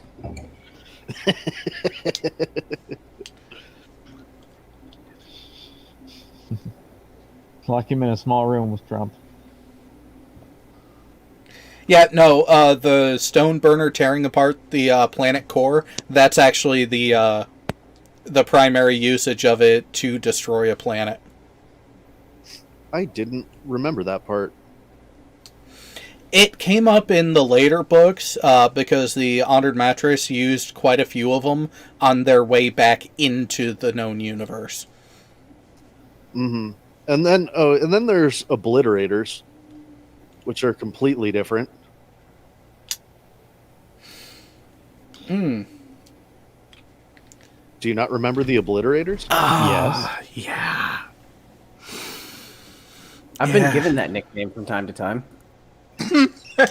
Yeah, but that was He only must be- after Chili the thing Night. was obliterated. Yeah, I'm not touching that one right now. Maybe later. Hi, Chris. Wrote No Last Name has a question for the panel. Has anyone on the panel seen Jodorowsky's Dune documentary? Yes. It's on my On list. DVD. I have not seen it. I think the obvious answer for me is no, because today's the first day I've seen Dune. And my opinion of it is still, this is fucking weird. read the books or do the audiobooks. Yeah, start there. It is. There is so much to fucking put together and hold on to in this. It's weird as hell. It gets even weirder. You saw the most vanilla one. You really did. In other words, watch it 3 or 4 times, and you'll see even more every time. God, wait until you get into the fucking clones that appear later on. Oh, the Ghoulas? The Golas, yeah. And not just the one of Duncan that keeps popping up, just like the ones of Paul and Leto, and when it just gets like in the Brian Herbert books, it gets so much weirder. Wait a minute. Random aside, Jay, is Karis talking about what we had already decided for tonight? No. Furball knows what she's referring to. Oh, yeah. It was not discussable in public. So it actually involves that thong. So it's perfect for VTW and you talking about your thong adventure. Fuck you. Pretty much, yes. You're bad. Furball mutes himself. I never admitted to ever wearing a thong. But you didn't deny it either. I never admitted to wearing a thong. You never denied it, though. Furball, do I need to go grab one of my 35 mic friends? Here's a question, though. In this trailer, did they ever use las guns? Somebody in YouTube Don't land see glass guns in the trailer, I don't think. needs to sound clip this. Yeah, we really didn't get a view of it. Well, I mean, you haven't even gotten a view of a fucking, like, a Guild Highliner yet. That's what I'm looking forward to. No, but we did get a view of some of the drop ships. Yep. Right there. Yeah. Yeah, they look right. Or fairly close. I gotta say, that was one way that the miniseries got the design better than the David Lynch one. Was the Highliners. I thought they were fucking awesome in the miniseries. In the David Lynch one, they were just like, it's a gigantic cylinder. Oh, that brings up another question. Okay. I have another question. Cool. All right. Who the fuck designs an attack floating drone that is based on motion alone? Oh, the Hunter Seeker. Yeah, the little hunter, the pencil that floats through the air, but if you don't move, it can't see you. Oh, No computers. Again, it's no fascinating. no advanced computers, Furball. It can't. Right. It goes based on that. It can't be smart enough to like recognize a human shape. And who's dumb enough to build doors with a tiny little hole in it, the perfect size to insert a hunter killer? That what? No. The Harkonnen were in that palace before. They were the ones who actually did a lot of the booby trapping and secret accesses. Yeah. That's a the good. kind of boobies that the Harkonnen liked, seems. So, Karis asked me how drunk I am. I'm not that drunk yet. This was a ridiculous scene. This was, yet. This seriously was a ridiculous scene. Imagine sitting in your hotel room and a tiny little slot opens up on your hotel room door and a fat Sharpie pen with a needle on the end of it slowly floats in and sounds like it's running on gears. Doesn't hover. I mean, not like up and down or anything. It's like perfectly still. But it's only based on motion. So if you don't move, it can't see you. And then it goes to a shot from the viewpoint of the fat Sharpie with a needle. What it's looking at, and it hones it. It was smart enough to look at his eyes. But it wasn't smart enough to know that they were eyes. No, Furball. Hang on, Furball. The device was not the thing making the decision on the movements. It had an operator that was looking through that glass shroud around the needle. And it didn't recognize a human? Harkonnens are dumb. Also poor resolution. Poor resolution, no advanced computers that could be seen as being in the likeness of a human mind allowed. So you're dealing with very rudimentary control apparatuses for a lot of the advanced tech. Wouldn't it have been Let me smarter to pull try- a Star Wars and drop a poisonous Furball. snake in his room? Hang on. Let me give you a good. Let me give you a good. No, the analogy handy on dandy this. droid would have protected him. Wait, time out. Hang on. I'm going to poll the other members who are really familiar with this franchise before I say what I'm about to. Do I spill the beans on the enemy, God's Auditor, yay or nay? Oh God, he's never going to make it through the books, so you might as well. no, I mean, yeah, that's you're a not gonna- lot Oh, of okay. fucking time. Okay. Yay. Leon, your Yes. vote? Okay. Unanimous vote. Furball, the grand enemy that started everything and ends up popping back up at the end? AI. Artificial intelligence. Ooh. That That's why is... they're not allowed to have those computers. There is actually the Swordmaster school on Ginaz in the books at one point was actually censored and almost eradicated because they still had a thinking machine that they used as a training partner for again as a sparring partner against its acolytes, against its trainees. Yeah, once you could finally beat the mech, then you were a master, because you've basically exhausted its entire algorithmic capacity to learn from your fighting style. Right. And at that point, you're a master swordsman, and you can go be a general for the Atreides. Or any other house, technically. Yeah. But Furball, for your concerns about the Hunter Seeker, the guy that they had piloting that was probably like a PV2, and he was a Harkonnen. So, like, imagine he's from, say, Fort Hood. And he was stuck in a very small alcove carved into the mountain there that is the backside of the palace. Yeah, and when everyone else got redeployed, he had to fucking stay behind. So imagine how pissed off he is. So there's your suspension of disbelief justified. Okay. I can see it.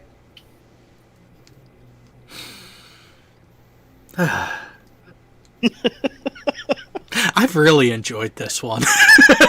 Another question, and I apologize if I ruined a moment of the preview, but I have one simple question. Okay. What's in the box? Pain. Oh, okay. Yes, it is pain. Actually, in the David Lynch movie, they actually explained it correctly. Because there are a good number of nerve endings in your hand. What's in that box are actually electrodes that will activate those nerve endings, and they can crank up the intensity. What was the purpose of the box? To test your resolve. Are you a human or are you an animal in the eyes of the Bene Gesserit? A human can withstand anything. An animal will disobey and go off instincts. That's what she was saying. An animal will gnaw off its own leg. What'll you do? She even had to... in the David Lynch movie, she even had to tell Paul to remove his hand from the box twice before he actually did it.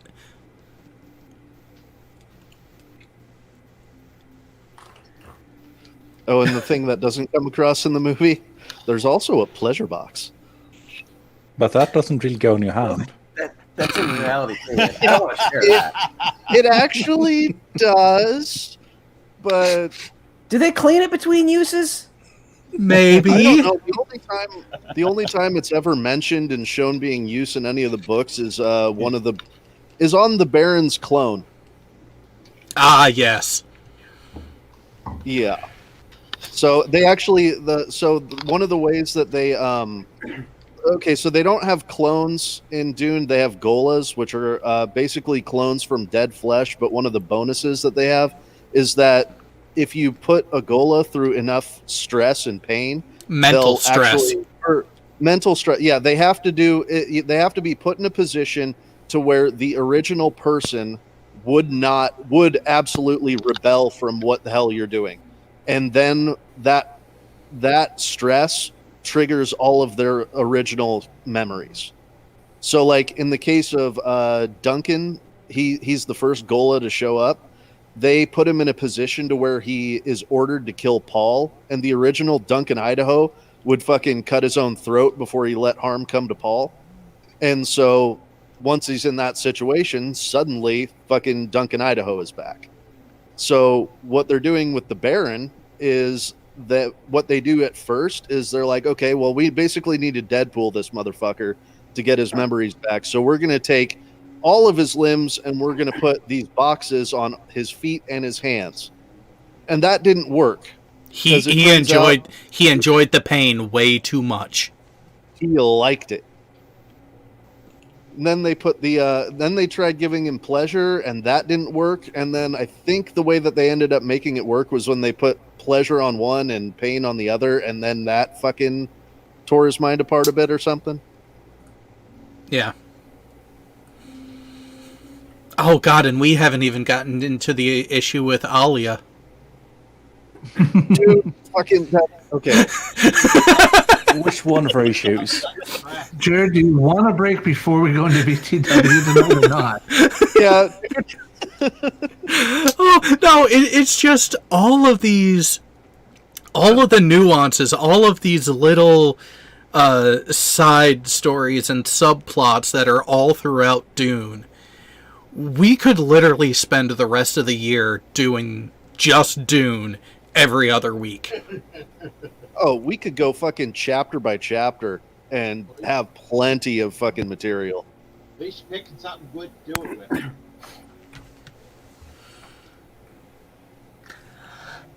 Oh, okay, that is quite the casting. So apparently that other version of Dune had Orson Welles as the Baron, Mick Jagger as Fade, and Salvador Dali as the Emperor. Interesting. Oh yeah, that was the Jodorowsky one, wasn't it? Yeah. What he wanted to do? Yeah, and then Pink Floyd was going to do the soundtrack. Toto did all right. Yeah, but no, I mean, the Jodorowsky's Dune was supposed to be, Pink Floyd was going to do the soundtrack for it, and that's why they had Pink Floyd in the new trailer, because it was like a callback to that. An homage to that, yeah. Well, yeah. And sorry, Darks. Yes, I forgot to mute my phone. But it really did fit. I think that Toto's soundtrack wasn't bad at all. It just wasn't in there enough. It was underutilized inside the actual movie. I've only got 5 of their records on vinyl. Now, but listening to it, and when we watched the, what was it, television version of it, you heard more of the actual Dune theme, which is not a bad theme at all. But in the version that I watched, the theatrical cut, it was barely used at all. So it's not so much that Toto didn't do a good job, they just didn't really know how to add it.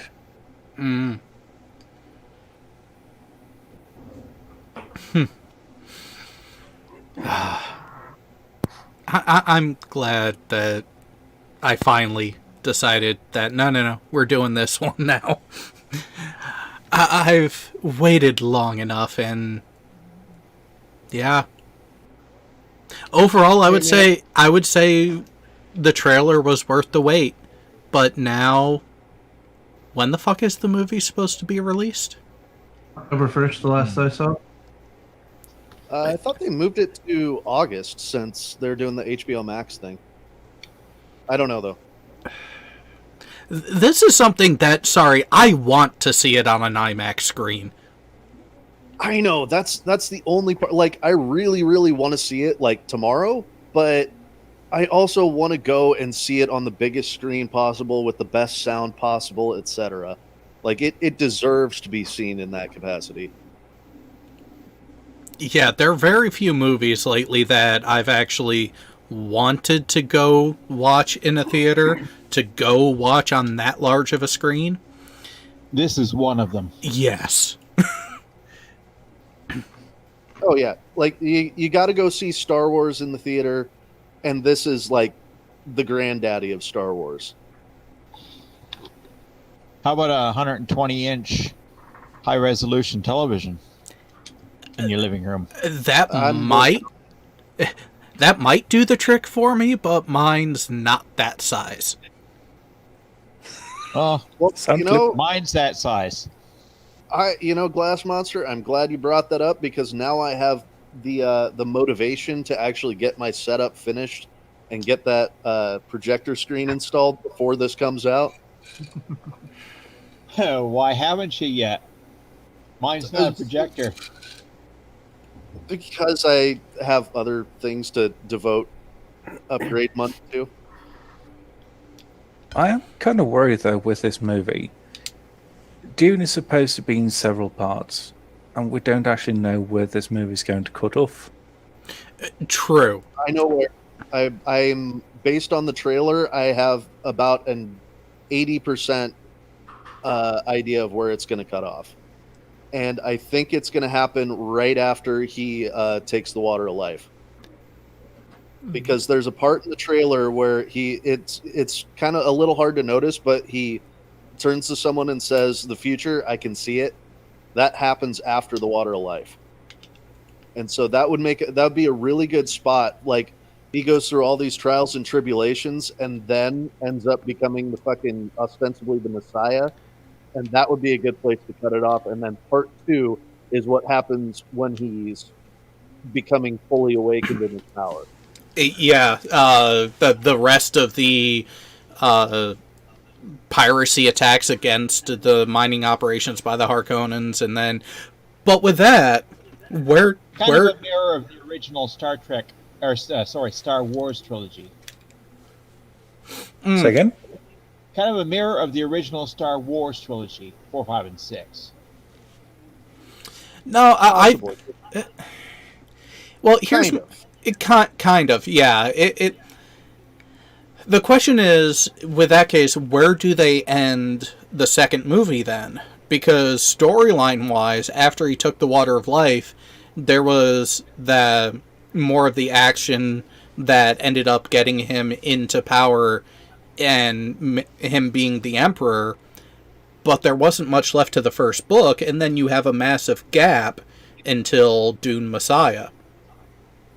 I think it's only 2 parts. Yeah, so because I'm pretty sure Villeneuve said that it's at least 2 parts, and if they stop it at the Water of Life, then there's about enough for one movie after that.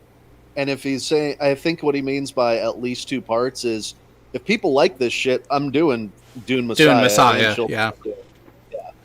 So I somewhat hope though that they'll end it before the Water of Life.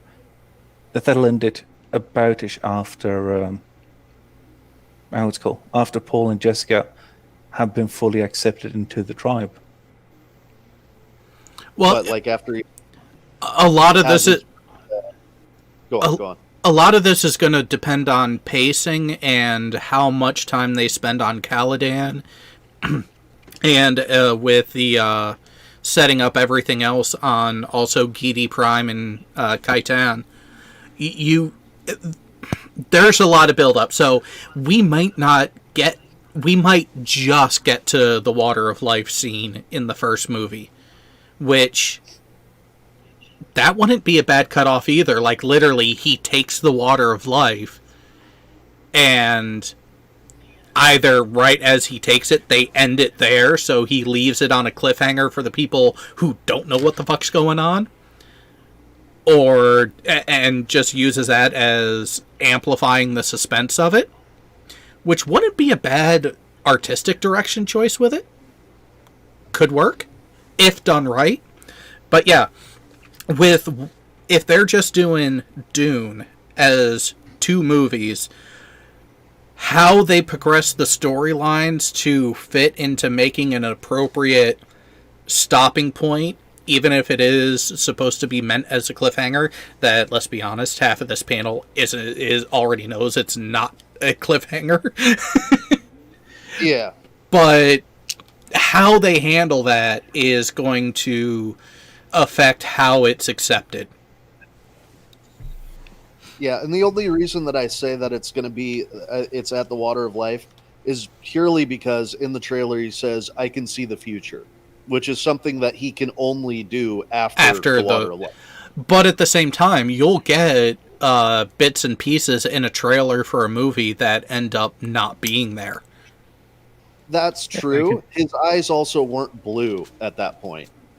Technically, his eyes were supposed to be darker, though, from the beginning of him arriving at Arrakis. No, he didn't. They inked his eyes in order to make sure that they were protected from the sun. Oh, pretty much built-in sunglasses. Sunglasses. Yeah, that's mentioned on the trip to Arrakis. And it's something where David Lynch didn't do it, but it would be a nice touch here. Well, I think it's already too late. Or maybe not. Who knows? I mean, one would assume that they've already got the blue eyes. They're not doing away with that. Yeah. And if he's taken the Water of Life, he has the blue eyes. It's just After that point. Yeah. But if they do go through and stick with the inking of the eyes for the UV, the radiation protection, then they might not have done the CGI blue eyes for him to give away the plot of when that line is said for the trailer, which again is something that's happened. Is not thinking. Not everything that is in the trailer ends up in a movie. They actually shoot different versions. Yeah, they shoot different versions of some scenes for the sole purpose of using the altered scene in the trailer. Yes, that'd make perfect sense. They can even be just cunt. Yeah, they can even be just cunts, and then actually include that in the second movie instead. That too. Yeah. That's what I said. There is enough story in the one book to make it 2, or if you really want to dive into the details of it and you have a good enough writer, you can make it 3. But you can make it a series. Yeah, you can do a series from the entirety of the books. I'm saying just from Dune. You can do it as 2 or 3 movies. Well, that's what I'm saying. Like, what I wanted for years is I wanted, like, HBO or Netflix to pick up the rights to it and then do a Dune series and have each season be one of the books.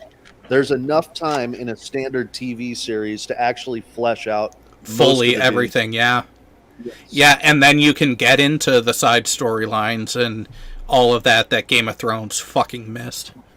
Yeah, and honestly, I think that's actually where it's going to end up, because we all know that the cinema industry is not going to be the same after COVID. No, not at all. And so what they're worried about with Dune right now is, it's fucking expensive, and they're not going to make that money back that they were supposed to at the theaters. So there might not be a second part. But what I think is happening, and this is just purely, economics of the industry, I think most of it is switching over to TV series. And streaming, yeah. Yeah, I mean, a lot of, Marvel's heading in that direction.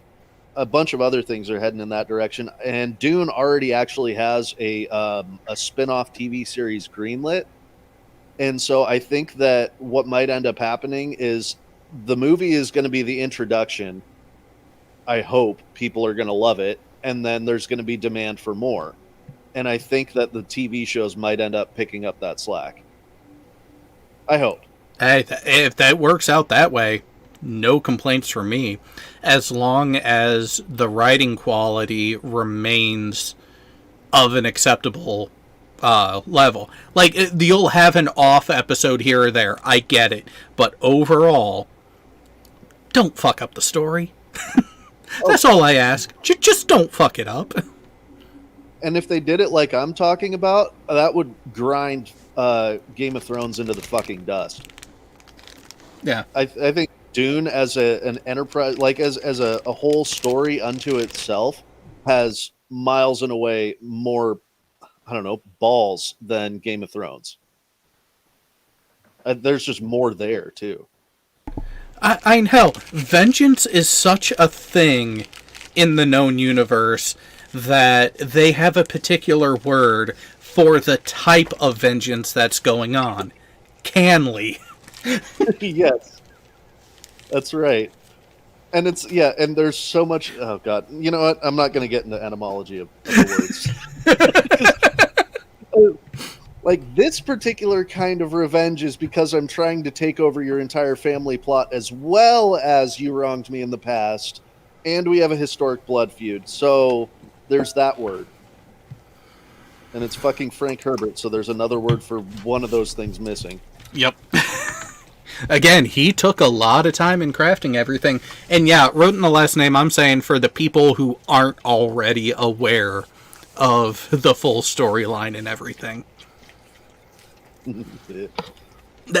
Because that's the thing. They're trying to pull in new viewers. They're trying to pull in people to warrant further progress of it and also make money off of it. And you're not going to do that just from the Dune fanboys themselves.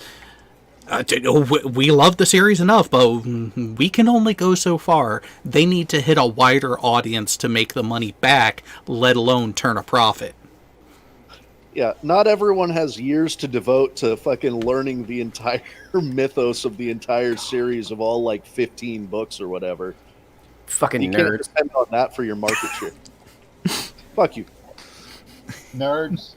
I do kind of fear, though, that with 4 years down the line, we'll get a children's show about Dune. Oh, God, I hope not. Children. By the way, I'll have a response to you. This is the way. I can see it now. 5 years down the road, Disney is going to own the entire franchise, and there's going to be a cartoon series about the children of Dune. I'd be completely okay with that if it ended up with someone knocking on the door. It turns out to be Baron Vladimir Harkonnen. Oh, that's dark. Wow. Oh. No, and you know what? Wrote no last name. I kind of have to agree with you on that in a way, but I will bridge the gap on this one. So Rodent said, don't limit it to just one book, one season for each book. How about this? The primary book, the Frank Herbert book, is the main crux of the season, but you fill in with the Brian Herbert and Brian J. Anderson books in between as well. So in season 1, you get Dune, and some of Paul of Dune, and some of the House trilogy. And then season 2, we get more of Paul of Dune, more of the relevant backstory from the House trilogy, and then Dune Messiah. And then we get the season 3, or even in season 2, you start mixing in things from Children of Dune and the interlacing book there, which I think was about Lady Jessica as the primary character. Because she effectively raised her grandchildren because her son was blind and went walking into the desert on his own. Yep. Never came back. Well, let's be honest. The Baron raised Aaliyah. Yeah, that's why I didn't mention her. a lot. Oh. Oh. Oh. Oh. No. No, phrasing! No. Baron did not raise. The Baron raised Aaliyah. I'm sorry. No, the Baron... Baron didn't raise it. Baron didn't raise his IQ above 3. Say that again?